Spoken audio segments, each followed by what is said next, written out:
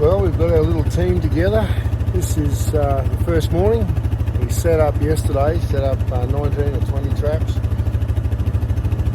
And yeah, we're just heading out here now, putting a few more in before we start to check the line. And yeah, cold, sort of blustery day today, so the weather's changed a little bit. But we've got some tracks on the road here. Straight away, this is a new paddock.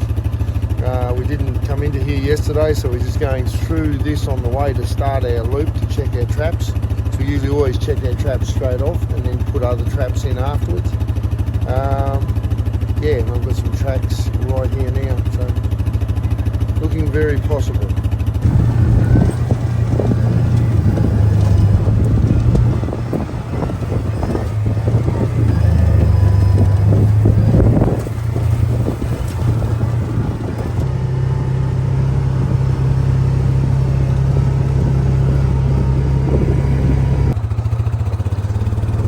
Tracks there, but I think they were here yesterday, those ones, when we came through.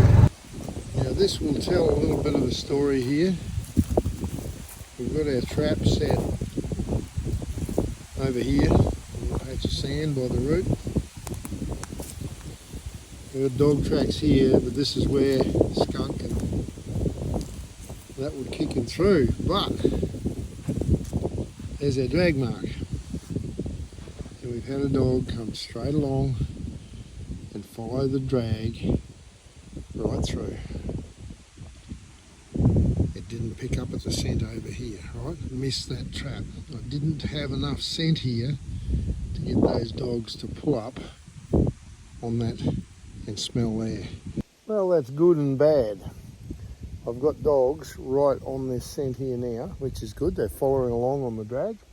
They've missed this one. It might have been that they came through too quick. They just simply were following the drag. Didn't pull up here and have a good look around. That's okay. I've got them interested. And that's to me, is the key to it. If you get the dogs interested, they start to know my scent. They know that I'm here. I mean something interesting to them, that there's good scents and that involved with my smell. So they'll start hunting me. Then I catch them. I went past this trap set and I thought, no, it looks like it's all okay. I come here for a closer look. Right. There's my stepping stick. And there's a dog track. Now let's just explore where I've gone wrong with this. Edge of the track.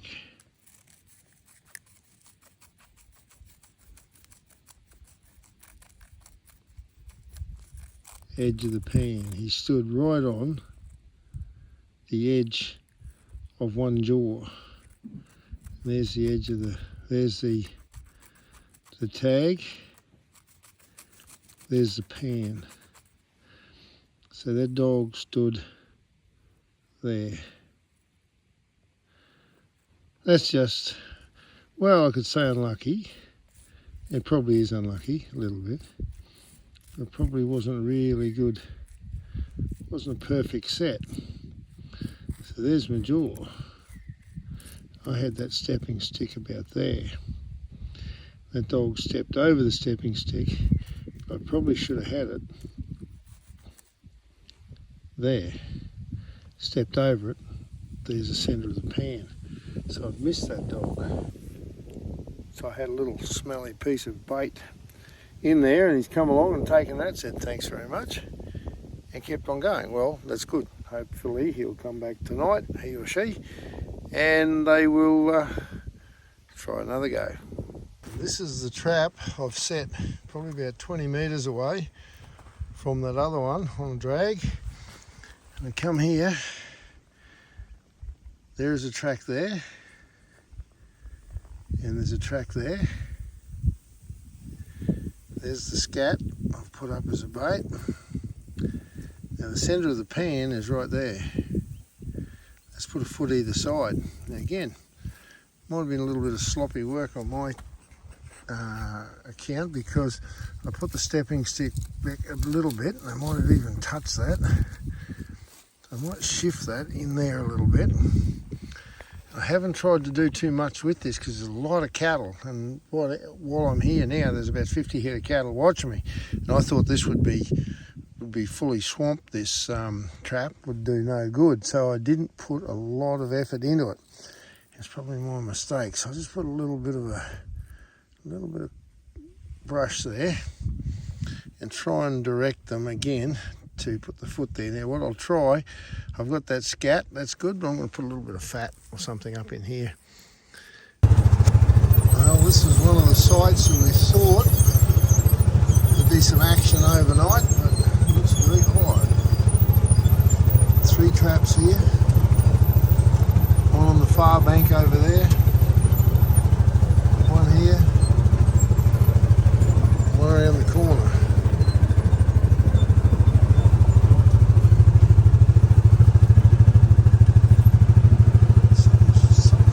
That might have been a bird. Let's see. We'll get across this thing first. It's a bit precarious.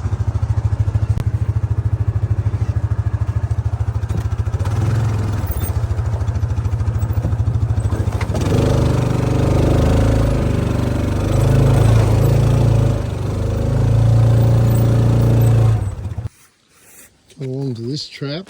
And it's been set off. I think it's just been cattle. By the look of it, yeah. Cattle come in here and stood over it. You know, couldn't do much about that.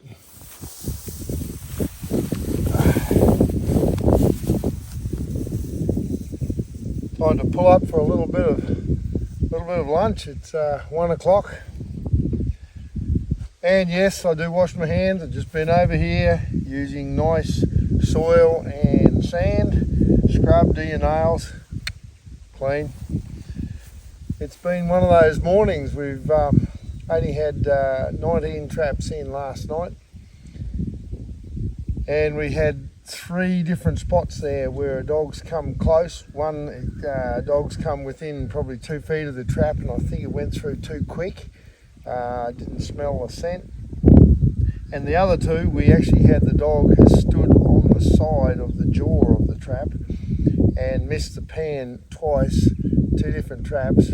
Missed it by, let's say, 5 centimetres, say 1.5 inches, 2 inches, from getting a catch. Now, what we're trying to do is get a dog that's got all this area, all this wilderness in here to roam in. We're trying to get that dog to come in and put its foot on the size of, like, say, a cigarette packet. So that's the skill in this game, trying to get them to put their foot exactly in the right place. And yeah, might have got just a bit unlucky. Probably one, I didn't set it up as good as I could, and I think that's been corrected. So yeah, have some lunch, a few crackers and a bit of fish will keep me going. And we'll go and try and get another 10 or 15 traps in now before dark. Beautiful day though, beautiful day. It's gone from being cold and blustery this morning to now it's about probably 20 degrees, I suppose. A little bit of bite in the air, but still a lovely place.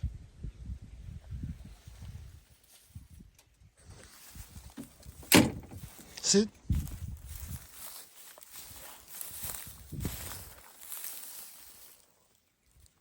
Alright, dead cow. They've certainly been having a chew on this, but there's been a lot of birds here by the look of it too, wedge-tailed eagles picking at it. From what I'm told, this cow died calving. Calf is pulled away down over there. So as much as I don't like to set on a carcass, I think the birds have probably left it well alone. So there's no pigs here, a bit too cold for goannas, so I might set a trap pretty close. Thanks, Skunk. He's doing a mark over here. When I got a look at the trail camera a few days later, well, it proved us all wrong. Not even the landowner knew that this guy was kicking around. Probably Skunk did, but he keeps these things to himself. It did show that something else was coming in on this carcass as well. Look what arrived a couple of hours after I set that blind trap.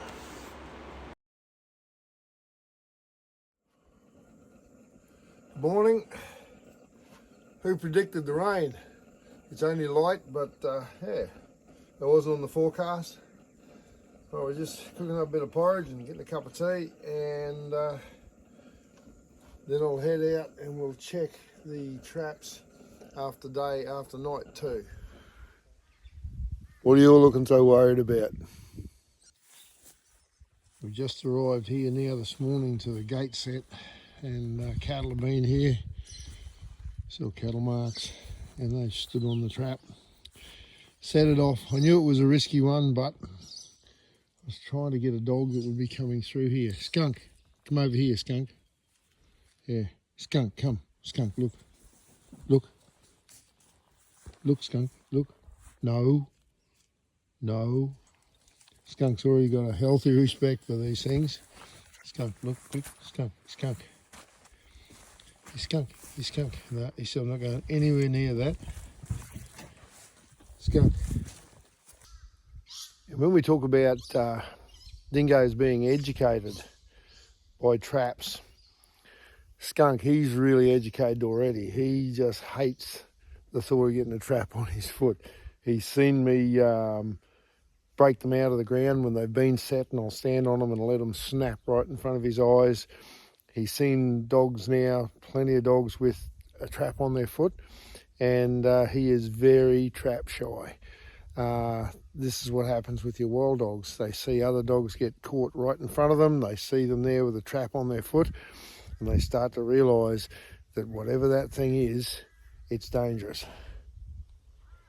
And yeah, worst thing you can do then is leave a trap out of the ground like this. Cattle set them off, or a bird or lizard or something uncovers your trap a little bit, and a dog will come along, see it, learn, and then it makes it a lot harder to catch.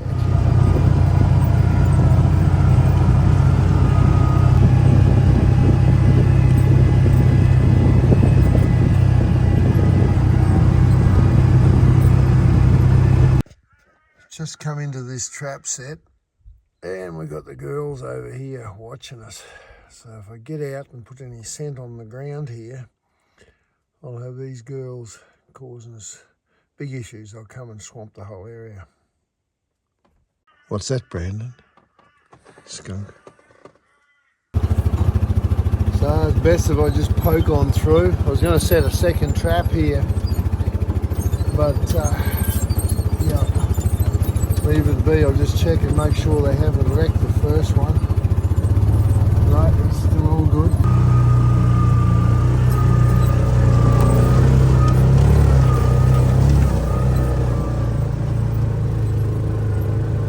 Another beautiful day in our office, eh, Skunk? I didn't see this predicted. Al Bruno loves it. How many thousand times has this old rifle copped this sort of treatment? Give it a clean over every night. Most of the bluing's gone, but it still works perfectly. The stories this old rifle could tell. Nothing so far. No tracks on the road. You just get wishful thinking. Is that what it is, Skunk? Wishful thinking. Nothing, lad, eh?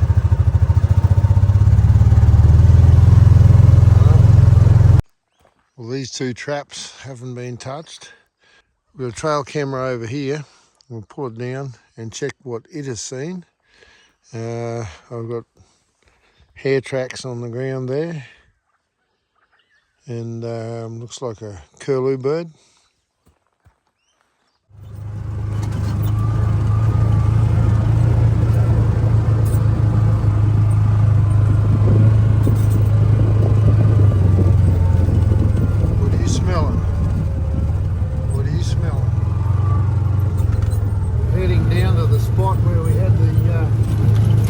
Come close to getting caught yesterday, and the dogs got their noses up sniffing.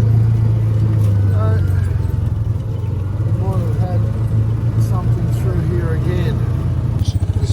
checking after night 2. I really did think that we'd pull a dog out of here pretty much straight away, but it doesn't look so. Well, we're about, I suppose, 15 traps into the line now, and we have not seen a single fresh track. Nothing. It's just like a ghost town here. But that's what happens. I've just come up to the top of this rise here in a bit of country where we haven't looked around yet, and we've just put a trap in this lantana bush over here at the other side of it. Nice little place there. And Brandon went and dropped the turtle on the other side. Good on you, Brandon. So that was a good fresh scent. And yeah, we've got a deer skin that we're dragging behind us here now. Wow, let's go and check the rest of them.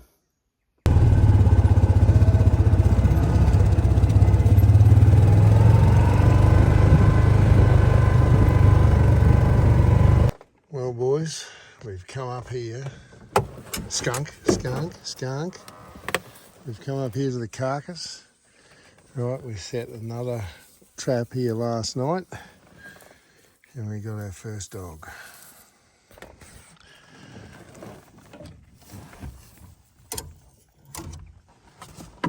Had to happen. Get behind, skunk.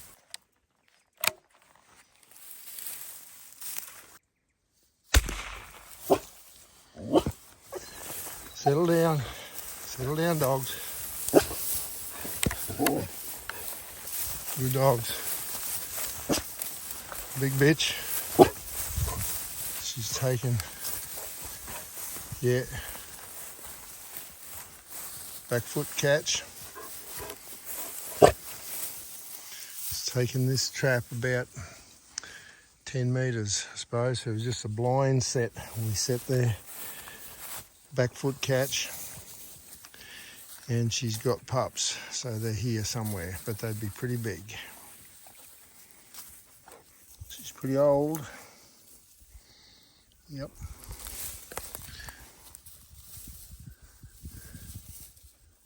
She's got no milk left. She's had pups, but those pups would now be up and running around, so they should be here with her somewhere. That's interesting. No damage done to that foot, but that's only caught by 2 toes. It's not swollen. The rubber jaw, it doesn't close completely together, but it still holds. So it's just held by the pads on those toes. Well, that's taken a little bit of doing. This is our 4th night to get our first dog. But it's probably an important catch. Old bitch here. Yeah, she looks pretty high grade. A lot of people say she's pure dingo. She might be, but she's right in here amongst cattle country. She's eating a dead cow. She's learning that this is what you do. They've already pulled the calf out of this cow when it died. Pulled the calf out first and pulled it down the hill, and you see where they've eaten it there. So it's one of the big problems here, that dingoes might not be killing calves in an area, but when something dies, and oftentimes in big paddocks like this, you know, this is big country. Landowners mightn't find a cow that's died, and the dingoes get to it first. They learn to eat those baby calves. They find that they're pretty good tucker and that they're pretty easy, and yeah, from then it goes to they go hunting them, and you've got to control them. Simple as that.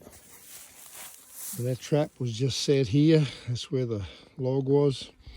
I covered a bit of grass over the chain, set the trap just there blind at the nose of that dead cow, thinking that if an animal's walking around here to try and get into the rib cage or whatever, chances were we'd probably catch it more with the back foot than the front, and that's what we've done. So now to get the rest. As you can see, there's some big country out here.